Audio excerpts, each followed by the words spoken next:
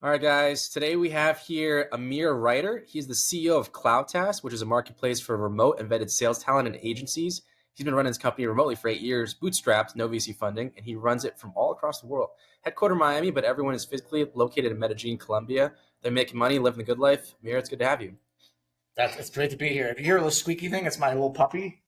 That's awesome. I'm not gonna take it from him. He'll start barking. But yeah, I Wait, got can we see? a 5-month-old Vizsla right there. Nice. He's cute. He's a cute dog.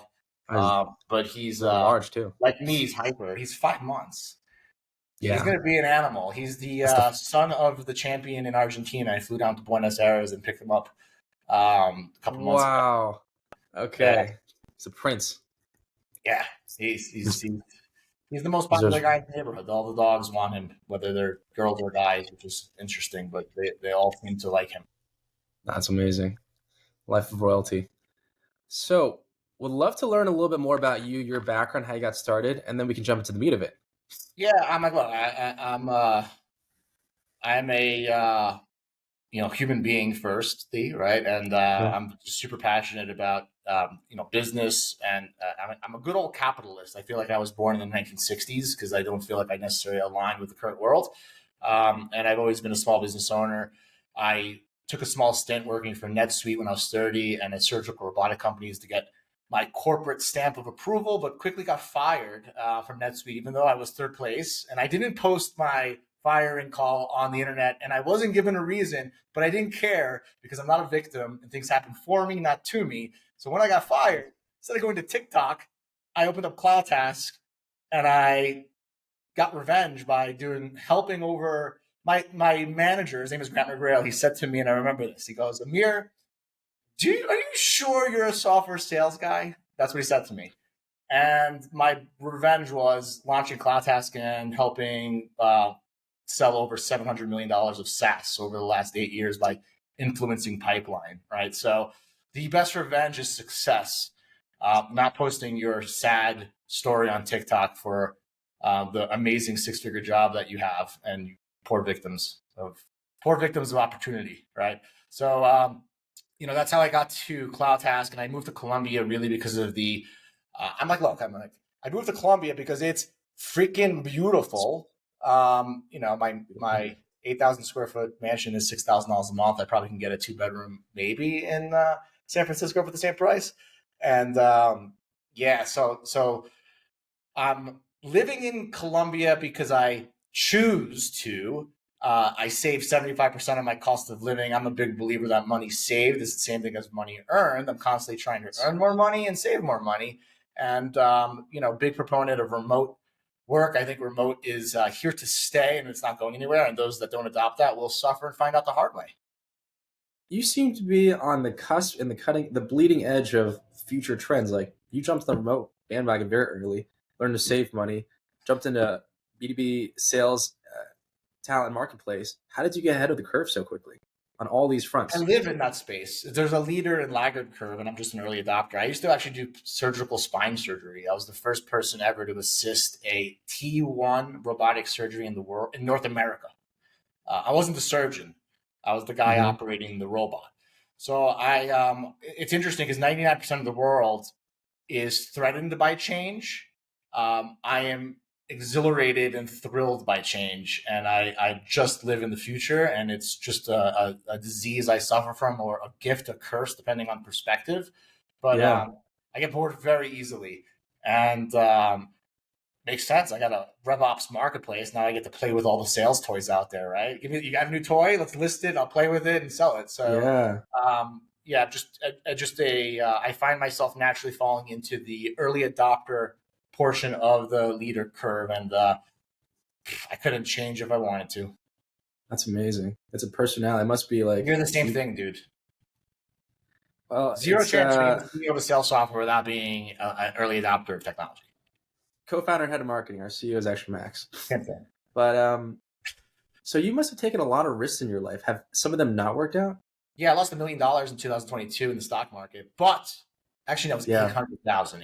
I rounded up. That's I didn't technically unrealized or realized because it can always come back. Unrealized. 800K. Well, and it's Lots of risk. I doubled down, yeah. kept buying more, and I crossed the million last year. of profit. A profit since, so you're It's ahead. You haven't basically a lost any of high it then. risk story and a good ending in Good one. outcome. Yeah. But I'm 40 years Okay. old and I've learned to be disciplined, kind Right. of. Yeah. So my whole Warren Buffett thing is if you bought the companies then and they go down, then they're on discount, you got to buy more. And I listened to him and it worked. Surprise, surprise, listening to Warren Buffett and Charlie Munger. Who would have fucking thought? Who would have thought? Yeah. Yeah, the most successful Yeah, I investors in the world. am extremely high risk. I'll give you a funny story that happened that was risky. So in Colombia, I drive a BMW X5M, which is a nice car here. In America, it's probably like everyone else drives those things. And I was at the airport picking up my family, and the transit cop, he saw I was a gringo, and my parents are 82. They had like really struggled on a flight. They were all in the car. And the cop was like, he was about to start his thing where he was going to ask me for everything. And I knew what he was going to do. He was going to keep me for a while and then take a $30 bribe because that's what they do here. That's what they do. And I drove away. That's what they're there for. So a picture of me, a 40-year-old man, family in the no. car, driving away from cops. It's just an Amir Reiter thing to do in my family, but it worked because we would have stayed there for 2 hours. And of course, You drove away, but then they didn't come after you? Nah. Your license plate or anything like that? You live there. Nah. So that's a pretty high risk. Yeah. Well, this is like a $100 risk. You give anybody $100 here and you're free to go. Huh. I don't condone that, but that's just how it works here. That's what I heard. They pull you over for money. No, it's for 100%. That's why they bring all the tourists in. They pull you over for cash. Yep. Yeah. It's not the most. That was a high risk story that happened recently. How about like in your career besides the $1 million loss? Oh, did you take a risk? I literally imported machines that took water from the air at age 22 to start a water company called Innovative Water. Genius. Yeah, but so I learned hard that like not every factory is the same and quality is not always the same, and the machines were just super loud. They were vibrating, and I had like $22,000 worth of these machines. I had to like unload the 20-foot container myself, and fortunately, they had the water line still option, so I converted them all back to water line, sold it. But that was definitely, I'm like, look, not that many 22-year-olds are importing containers from China. I did that. I wouldn't recommend it to somebody, but high risk. Yeah. What brings someone to even think about this idea? Like, how do you start your day? How do you end your day? How do you? Because I got hired by a water company called Ultimate Water when I was 22 out of college, and I was going door to door doing sales. And then they effed me over on some commissions, and I decided that F you, I was the top sales guy, and I'm going to go start my own business. And then instead of staying focused on the same water machine with the water line, I got my attention to the new shiny thing because I'm, a futurist, and I was like, water from air, this is amazing. Yeah.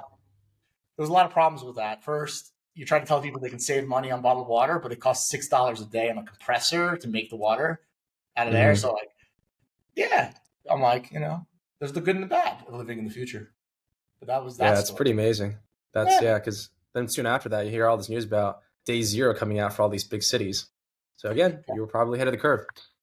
Yeah, now I see, it's funny because I see a lot of ads where people like talking about this new technology that brings water to the air. I'm like, dude, this was 40 years ago. So it's just like hilarious. Just a little bit delayed, Yeah, like new label, new technology. No, it's called the fucking air conditioner. Sucks water. Yeah. All right. So let's shift gears a little bit into CloudTask. You've been running CloudTask for 8 years. Yeah. You said you lose interest in things very quickly. You haven't lost interest in this. What's going on here? Transparently, as a service company, CloudTask was 265 employees. Our net profit was close to $1 million, and I ripped the company apart with them. So I kind of did lose interest. Most people wouldn't do that to a 7-figure company, but I did because I kind of felt like I would have been stuck with success and that any more profit I would never been able to change. And I really was frustrated with the way the status quo where buyers wanted to be lied to, right? Like if a buyer came to me and was like, Amir, I want to outsource some sales. And I didn't go, yes, we can do that. Yes. They would go somewhere else. And I felt annoyed that I couldn't be honest and I couldn't tell people the truth. So I created a platform where I could be honest. Now I could be like, hey, I don't care who you pick. I got 210 sales agencies. I'm not trying to sell you one. I'm trying to make sure that you get the revenue goals. Because if you don't, and you're a Series A company, they're going to take back your stock. So why are you trying to save $5,000 a month when they're going to take $100 million of stock from you? So I built a platform where I can help buyers and sellers not beat each other up, not F each other over. Yeah. And I just got sick and tired of status quo. And I took a giant leap into helping agencies find the right buyers and buyers find the right agencies. And I also am a big proponent of underrepresented job seekers, people that are highly talented, don't live in America, want to work hard, but they only have an option to maybe work in a call center. So, by being a remote candidate, I think one person was hired through our marketplace through you back in the day. I think his That's name was right. Carlos, right? That's right. Carlos didn't have an opportunity to work with an awesome company like yours. He signed up for our marketplace. Now he's a full-time guy for the last 12 months, right? So Yeah. I just get a pleasure out of helping owners and sales leaders make money, save money, be more profitable. And I have a pleasure out of helping amazing sellers that build amazing software technology like you guys, or candidates, sales reps, or agencies make money too. So just I put myself in that both side of the buyer and the seller. And it's Yep. kind of like, to be honest, right? Like if you go to buy a car and you go to a car dealership that's Mercedes, and you're like, is this the right car for me? They're like, yeah, it is, because it's a Mercedes dealership. But if you go to a dealership that has BMW, Audi, Mercedes, Porsche, Volvo, and you ask them, what's the right car for me? They can honestly answer your question because they have the choices. So by being a marketplace, I'm not just selling CloudTask like I used to be. Now I'm selling the 10,000 amazing technologies, candidates, and agencies out there. So it just feels awesome. I like it. Yeah. You're Margins at are a lot this. smaller, right? Yep. We keep it a small fee, just like Airbnb or Uber. A lot of people don't realize that Airbnb is a marketplace. A lot of people don't Yes. realize that Amazon's a marketplace. They just buy stuff and it shows up at the door. They don't really realize that there's a merchant selling a product and a fee is being taken by Amazon. Well, that's exactly how our marketplace works. It feels like you're at this intersection of 3 or 6 or 5 different zones of genius. You're a super connector, which you're naturally very good at. You have a sales background, so you understand the salespeople, and then you naturally want to help folks who want to be helped, underrepresented folks who aren't able to get the same opportunities, and also companies who want to make sure they achieve their goals. So, how does that feel?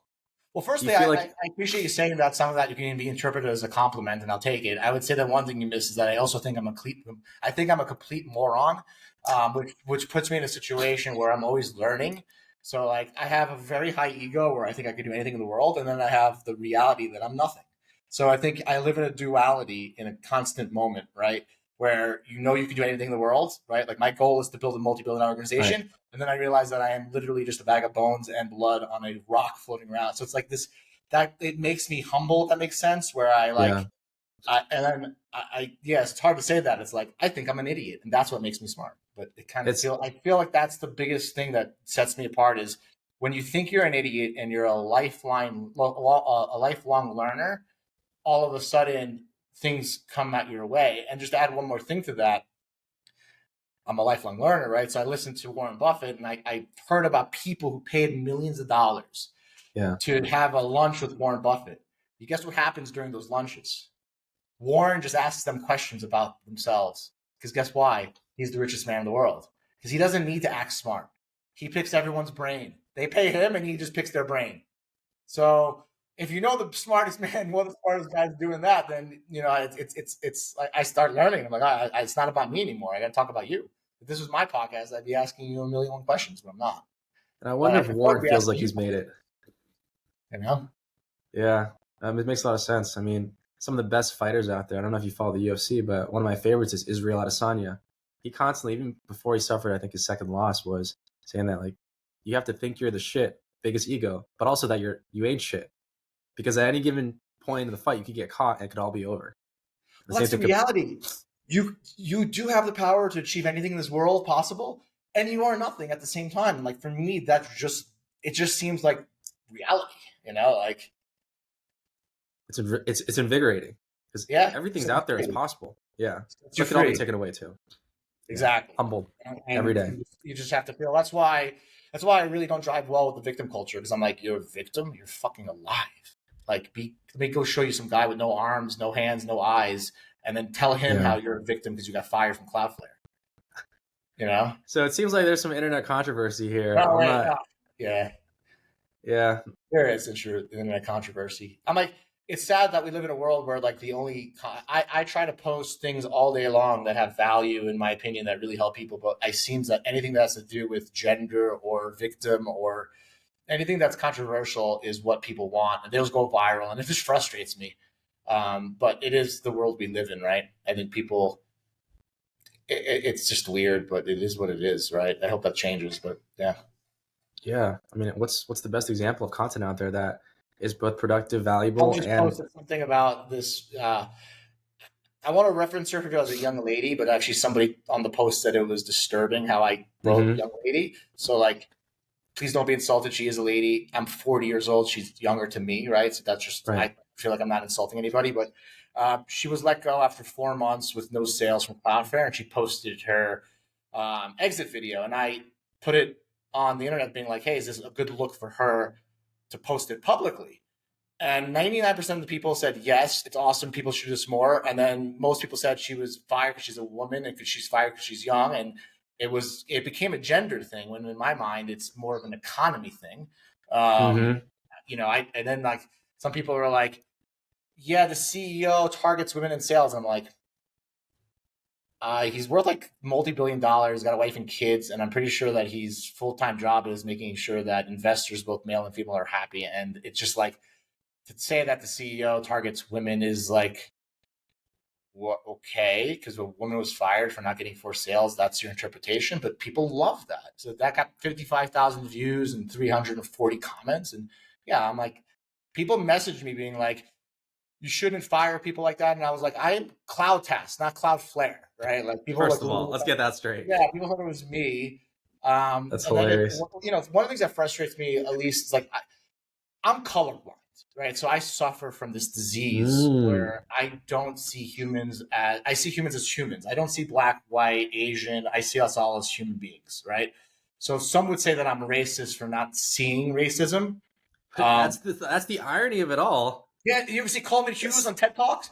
They were going to block his TED Talk where he's an African American guy talking about like how people should be colorblind. But the problem is this: if racism goes away, people lose their jobs. If you build your whole identity on being a victim or being this, and then all of a sudden there is no racism, you're fucked. So they're holding on to it, right? So yeah, I'm colorblind. I suffer from it.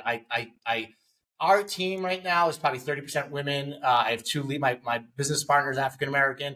But guess what? I hired the best person for the best job. When I interviewed everybody, I saw them as humans, right? Right. So right. my business could have been all women. It could have been all African American. It could have been all Asian. It would have been turned out that way. whoever was the best person for the job, right? But that mentality, I could be called a racist for that, right? In America, right? In America, I would be called a racist for not treating people differently, right?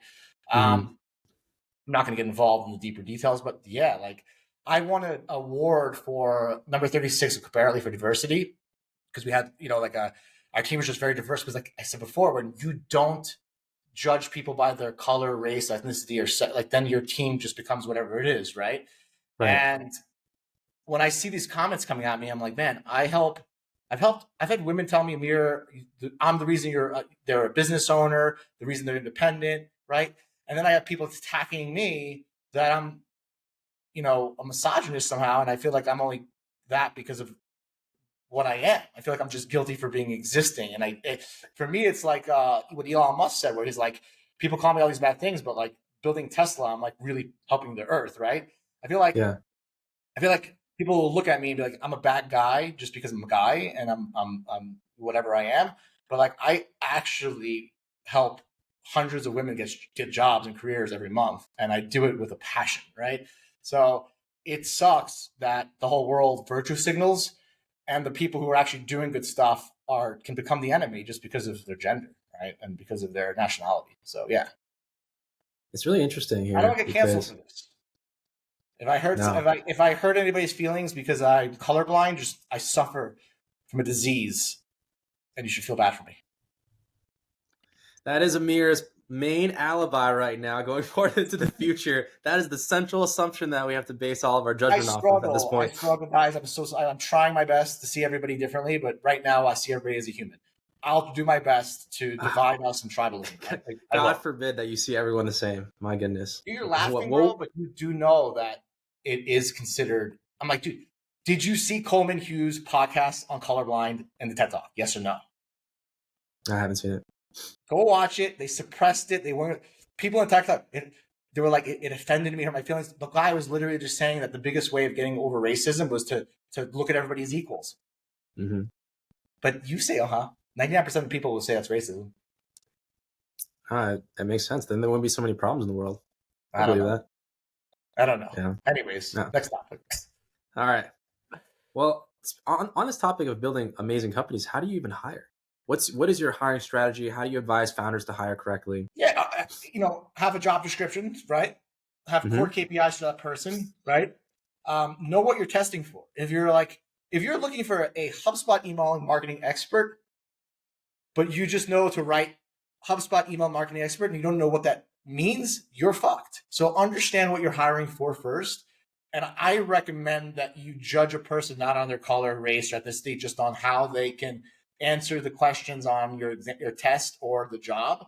My recommendation. Now, if you want to eliminate certain people, that's up to you, right? I'm not going to stop that.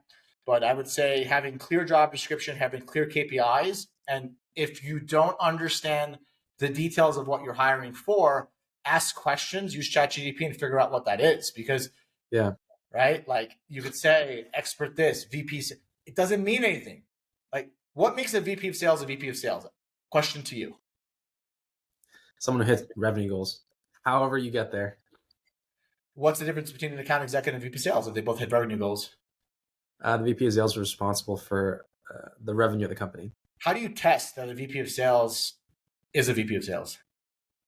Probably based off historical track record. What happens if that VP of sales worked at Oracle that had product market fit, 20 million inbound sales and had all the deals? Would that VP of sales be different than a VP of sales at, let's say, your startup, Warmly? 100%. Yes. Okay. So you see what I'm getting at? Right. Yeah. I mean, for us, it's we try to see, is this person going to survive? Yeah, totally. For sure. You want to narrow it down. It's kind of like a sales funnel, right? Qualify. And then the group of people that. Because you're not Oracle, you're a startup. They're completely different positions. A small company is going to be fighting product market fit. You need a VP of sales as an expert in marketplace validation campaigns. If you have if you're $1 billion company product market fit, your VP of sales might be just a spreadsheet guy running budgets and numbers. They're not all the same. Yeah. I would not. I'm a CEO of CloudTask. What do you think my title would be at Oracle? Director at best. I don't know how to manage $30 million quarterly budgets on multiple things. I don't have that experience, but you might be misled as CEO CloudTask. So it's like you like stop dividing us by gender, race, and ethnicity and start dividing us by skill set. You know what I mean? Like that'd be a little bit better. Nice. That's where we're not all equal, you know? Right. Experiences start to diverge pretty quickly, but being human, being who we are. The natural tendency would be for somebody to go hire a VP of sales that works for a big company because you think, oh my God, this guy works for big. That's the exact opposite of what you should do. You should find a VP of sales that worked for startups so that product market fit and never gave up. Because then if you hire that VP of sales and you give him a better product, he'll succeed. You hire a VP of sales that worked at a big company, bring him a small company, he has no fucking idea what to do. Because the product has been succeeding for years without him being there, or she. Completely different business, dude. I worked at NetSuite. I closed a record-breaking deal in South Florida. It was $400,000. The company was called CloudCare. Yeah. Do you know what I did? I went in the CRM.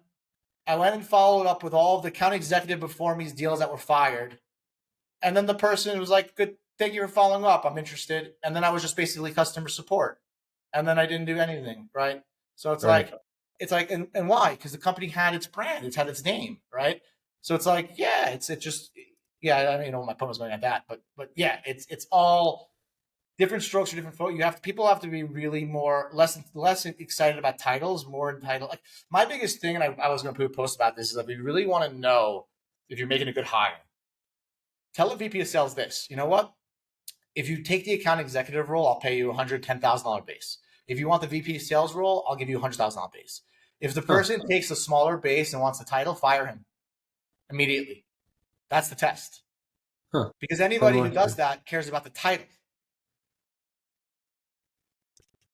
Wouldn't that indicate more responsibility? Like, I want to grow into this leadership role, and I'm happy to take the lower base. Maybe if you test for that and if you need it. I'm not saying no, but that's not hypotheticals, and like likelihoods are not what most of these guys are. Young guys who are SDRs or AEs. They want the title. They want the title and they want the clout. And if you could prove me wrong, fine. But there are account executives at NetSuite making $1 million a year. Account executives at Oracle they are making 5 times more than CEOs. So it's not the fucking title. It's like where you are at the time, what your goals are. And whenever people put the title first, it usually creates a mismatch.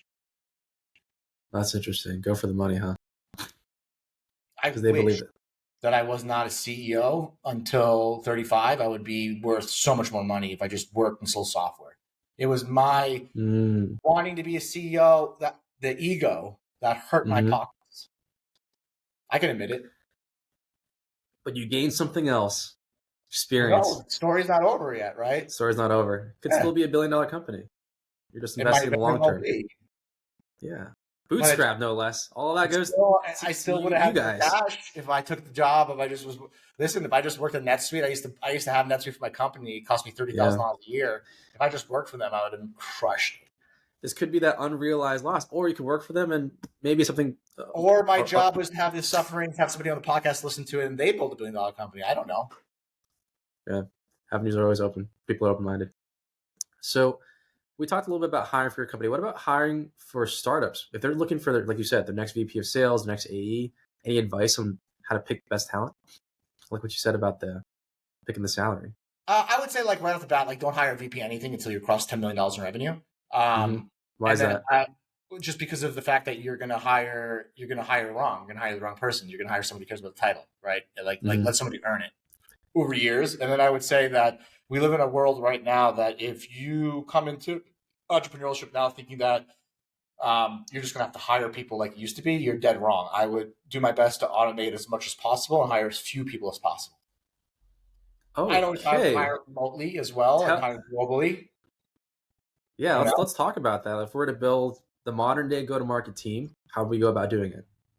Looking forward to the future. I would first pull a minimal viable product, which is like the most basic product possible, and then a minimal viable campaign to see if people really want it. Even if you get 30 orders of a product you don't have, it's cheaper to get the orders and cancel it than it is to build a product people don't want. So I would have both an MVP of a product and MVP of a go-to-market, right? Yep. And then I would, test both, make sure they work. And then I would cut everything that people didn't like and only focus on the features that people liked and the people that people liked it until you get to 10 million. How do you get your message in front of all the people at a low cost, especially when people aren't opening email addresses? You can hire agencies. That's the lowest cost way of doing it. Or you can do ads. So there's a couple ways of doing it. There's a company like Winter, which I'm not friendly with because the guy Peep is a little bit of a whatever. I messaged him a few times being nice. I was introduced to him by 3 people and he just punked me. So if he ever wants to meet with me, I'm going to say no because of pride and integrity. But his company Winter claims to do go to market. I think he charges like $30,000, which I think is too much. And they pay out like $20 a survey. So that's a company that does almost like a MVP of a go to market. Not the biggest fan of the leader, but a fan of the idea. And then you can also do employee ads. So you can literally run ads now on LinkedIn that are under your name, and you could do polls and tests, right? Or you can hire a sales agency that specializes in a market validation campaign just to validate the market. Because why would you go buy $50,000 of data from ZoomInfo or like a cheap route, the tools, the rep, when they all have it? So like a company like I'll give a shout out to Abstract Marketing. They charge $4,900 a month, no contract. They have they spend $1 million a year on ZoomInfo data. They got the data, they got the reps, they have it all. And you can just do month by month and test the market. So that's an MVP. And there's a lot of people out there that are specializing in MVPs. And it's much cheaper to hire. Like, why would you hire your own construction team when you could just hire a GC? It's the same thing, right? You're like, I'm going to go build a team to build a house. Well, you only build a house. You're building one house. Burj Khalifa. Yeah, Yeah. there's not many people So with a building mobile. shack. Same thing, you know. Yeah. So we get the But why offer. hire a lawyer full time when you can work with a law agency? Why hire an accountant full time when you can work with an accounting firm? No, that's right. Even growing the accounting firm and law firm inside your own firm Yeah, from scratch. people think they think in house for life forever. Hello, people are lasting like a year. That girl from Cloudflare that got fired, her last job was 8 months. It's on her resume, on her LinkedIn. Like, open your eyes. It's not Mm-hmm. 1950. The person who worked at Boeing for 50 years and retires at Boeing, sorry, it doesn't exist anymore. You got to Right. adapt. You know? And who to connect you once you need a job?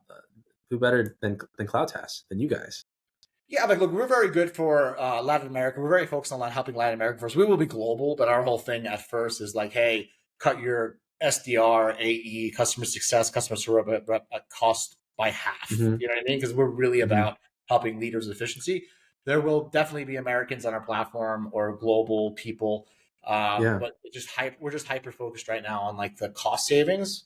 But yeah, anybody who wants a job in Latin America should sign up to our marketplace. And then if you're in the States, hold off for now because we're not really doing so much for that.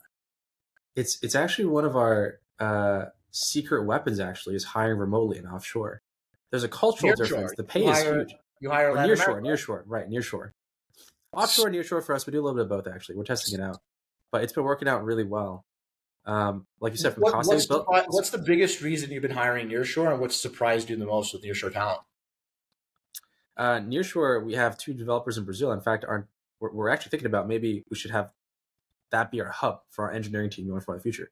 We start off with a strong base of American-based engineers, and then we found that the talent in Brazil is basically just as good, high quality, culturally very Hungry, kind. I'm sorry, hungry and grateful. hungry, extremely hungry, How about grateful? and yeah, I mean all these things honestly. And Yeah. offshore just as much too. So one of our sales assistants is phenomenal. I mean, he's pretty much superhuman. Yeah. He's I built superhuman guy. CloudTask with all contractors, and guess what? Here's the best part about it.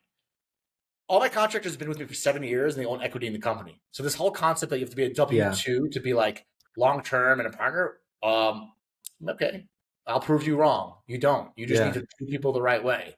You know what I mean? So I don't have any W-2 employees. I never had, and our average tenure right now is 5 to 6 years, which makes me Yeah. feel old because every time 6 years. every time they tell me that, When we were just talking about how like most people leave their jobs between 1 and 2 years these days for various reasons. definitely. It's on LinkedIn. They're Longer not even tenure. It's not Amir Reiter saying it. It's on LinkedIn. They're just not looking because you know what? People don't want to face the truth. And if they accept that fact that what they thought was wrong, it hurts them. You know what hurts me more? Losing money. It doesn't hurt them until they ran out of money, and then they can't get more. I'd rather be ahead of the curve. And I'm glad that you're hiring in Latin America and nearshore because you know what? You're going to be running a more efficient company. And you know what you can do with the money you save? You can put it into those developers in Brazil and make a better product. And you know who wins when you do that? The customer. That's right. Yeah. Actually, everybody wins. In fact, It's a once win-win. starts been failing, like we might just be a little bit short. Other company might just be a couple months short of it. Yeah. And that couple months could have come out from if you had hired offshore. By the way, you're on my list of remote candidate case studies. So I'm going to ask you to give a case study for remote candidates. Happy to. Yeah. I mean, our whole company's. I just want you to be truthful and honest with my ask. Yeah, 1,000%. You're on the list. I don't know if I can show it to you, but I'm not going to because I'll break something. Can't emphasize this enough because we spend a lot on bringing very expensive talent and local talent in. But in actuality, if you're being hired on and it might be your first job, it's probably not the thing where you're using your creative energy. Not always necessarily. And so for me personally, it's how fast can we implement this idea? And if execution is the only limitation, not to say that my time is the most important thing in the world, but if I could just focus on strategizing and making sure making sure the whole picture works, and I only had 8 hours in the day, let's say, and I could clone myself to do the execution pieces that need to be done, how much more can I get done? I can't Have call you myself. There's have you only been one of me. listening to So Dan Martell? I haven't. This is I'll just my send own you his observation. I podcast. realized that. He Yeah. just wrote a book called Buy Back Your Time, and he talks a lot about what you did in detail. Oh, that's amazing. Okay, I'm starting to see it too. I'm gonna be clipping. Maybe. I'm gonna be posting some of those shorts, man. You're gonna start seeing my content. I'm gonna be educating you. Oh, it's great. I can't wait. This is all amazing stuff here. Any other last minute advice for founders and salespeople for today? I mean, to do their jobs today. Yeah, I'll say one thing about sales, right? Mm-hmm. If you think anything in sales is expensive, then you don't know the math of your business. Facts.